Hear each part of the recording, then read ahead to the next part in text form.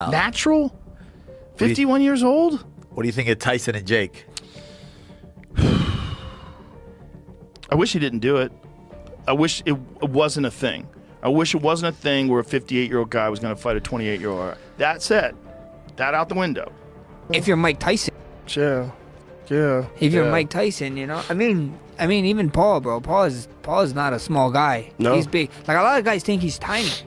He's a huge boy. He's a big dude, and he can crack. Yeah. And I always say that people look at him like a guy who is a YouTuber, and they're denying his skills. Not anymore, bro. Before, when he first was coming out, that's the way you should look at him. A celebrity. This was not for some charity. No. We're gonna do this. And Jake Paul, they asked Jake Paul, did he take his foot off the gas? Stephen A., this is what he said. Yeah, definitely a bit. I wanted to give the fans a show, but I didn't want to hurt someone that didn't need to be hurt.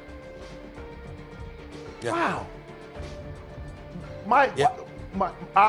Hopefully, he's made enough money, Stephen. After defeating Mike Tyson in their most recent bout, Joe Rogan recently confronted Jake Paul. It was the nobody anticipated a fight, but everyone was eager to witness it. Once the world's most feared heavyweight, Mike Tyson, entered the ring. At the age of 58, to take on the YouTuber turned boxer, Jake Paul enjoys big-ticket events and controversy. With 72,300 fans crammed into the Dallas Cowboy Stadium and millions more watching globally, Netflix's first foray into combat sports evolved into a spectacle. However, for those cheering for Tyson, the outcome wasn't what they had hoped for. Jake Paul effortlessly reached a unanimous conclusion. Joe Rogan and other supporters are left with more questions than answers after the victory. After the bout, Rogan, a lifelong supporter of Tyson and his history, posted on X, formerly Twitter, and summed up his emotions in 3 heartbreaking words.